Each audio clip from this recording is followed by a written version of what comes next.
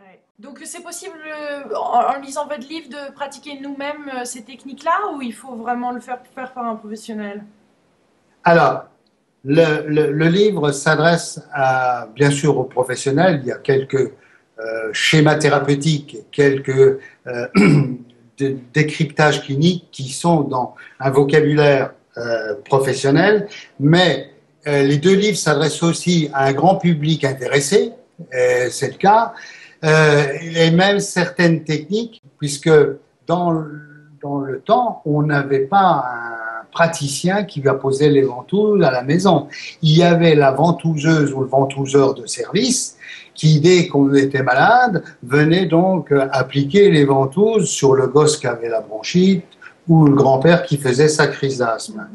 Donc, je veux dire que pour certaines applications, le commun des mortels peut le faire. Il est bien entendu qu'à travers ces deux tomes, on est rentré, ce que j'ai dit, dans la sophistication thérapeutique pour un petit peu perfectionner la précision d'action des ventouses. Et là, il faut connaître l'anatomie, il faut connaître la clinique et la pathologie, il faut connaître éventuellement la médecine chinoise. Donc, ça s'adresse quand même à des gens qui sont des professionnels quand on veut faire des choses plus précises.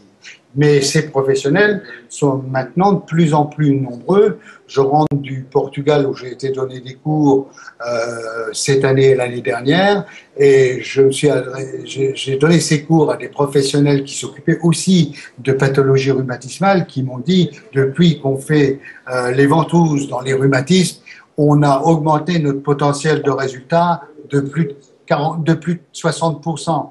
Donc c'est quand même énorme. C'est quand même énorme. Donc quels sont dans quel cas on pourrait le faire à la maison? Dans quelle pathologie? Dans des pathologies, globalement, les ventouses vont s'adresser bien sûr à toute la pathologie respiratoire. Ça, c'était l'indication ancestrale. Donc tout ce qui est première bronchite, premier coup de froid, dès qu'on a un petit rhume ou qu'on fait un petit peu ce froid pervers qui vous descend sur les épaules, ça peut être signe d'une aggravation qui va augmenter pendant les jours suivants. Si vous mettez les ventouses, souvent vous coupez le mécanisme. Donc toute la pathologie respiratoire, les asthmes, les bronchites, toute la pathologie mécanique articulaire, quand on s'est fait un tour de rein, quand on s'est fait une entorse, on peut avoir déjà un premier geste familial qui peut aider s'il n'y a pas besoin d'une sophistication anatomique dans le traitement, auquel cas ce serait le professionnel qui devrait le faire. Mais on peut faire ça aussi donc sur des périarthrites d'épaule, on peut faire ça dans des douleurs de genoux. Il y a des points très précis où il faut les mettre, ce qu'on appelle des épines calcanéennes. Personnellement, j'ai soigné des épines calcanéennes depuis 40 ans. Je n'ai jamais eu un échec. Jamais. Donc c'est presque du 100% dans certaines pathologies.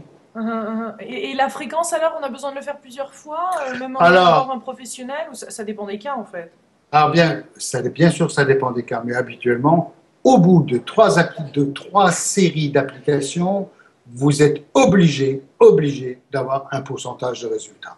Donc 3 séances, maximum 2. Je vous donne un exemple que j'ai revu à ma consultation il y a 48 heures. C'était un jeune sportif, j'ai la pathologie sportive dans la tête en ce moment, donc qui avait ce qu'on appelle une périostite du tibia. Elle avait été diagnostiquée en médecine du sport et normalement soignée comme il fallait le faire, bien sûr par des protocoles tout à fait habituels et conventionnels, mais il restait un petit truc qui n'allait pas. Et ce jeune qui boitait depuis 18 mois, qui ne pouvait pas jouer dans son sport, c'était le foot. Donc, il est venu me voir parce qu'il avait entendu parler qu'il y avait un praticien qui faisait ce genre de traitement. Et je lui ai donc fait des ventouses sur le problème de périostite du tibia, qui est donc un processus inflammatoire au niveau de l'os sur l'avant de la jambe. Et je l'ai reconvoqué 15 jours après. Et quand il est revenu 15 jours après pour que je refasse la deuxième séance, je ne l'ai pas fait parce qu'il n'y avait plus rien et j'avais plus besoin de la faire. Donc, je l'ai revu 6 mois après parce qu'il a voulu en refaire une, mais c'est pour ça que je l'ai revu il y a peu de temps, mais ça va toujours bien. Donc, Génial! ben, c'est pas, moi je n'impose pas les mains, c'est la médecine, les ventouses, ça se pose avec sa tête. La médecine des ventouses, c'est quelque chose de rigoureusement technique, de rigoureusement clinique. On n'est en aucune manière dans l'empirisme. C'est pour ça que j'ai voulu sortir les ventouses de l'empirisme. Elles ne méritent pas de rester là-dedans, dans la mesure où si on les fait avec une rigueur clinique, on ne soupçonne pas le potentiel de résultats qu'elles peuvent donner. Alors dites-nous, quelle est la différence entre le tome 1 et le tome 2 qui va bientôt sortir? Alors la différence entre le tome 1 et le tome 2, c'est que il y a 10 ans qui les séparent, et qu'en 10 ans, ma propre évolution thérapeutique a changé. J'ai évolué en me perfectionnant. J'exerce depuis 40 ans, ça fait 39 ans et demi que je suis étudiant, donc, et j'étudie toujours.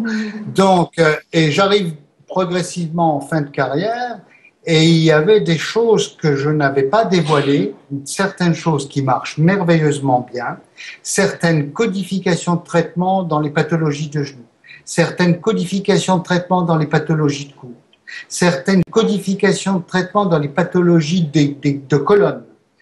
Et ça marche tellement bien que je ne pouvais pas garder ça pour moi. Je dévoile ça déjà dans mes cours, mais il fallait que je le dévoile aussi par l'écrit dans le tome 2. Donc c'est une précision thérapeutique, c'est une précision thérapeutique qui est pour certains cas aussi un côté innovateur qui n'existe pas du tout dans le tome 1. Donc c'est vraiment la médecine chinoise qui a quand même qui vous a bien éclairci, aidé et permis de faire évoluer la ventouse parce que vous ajoutez quand même votre propre élément.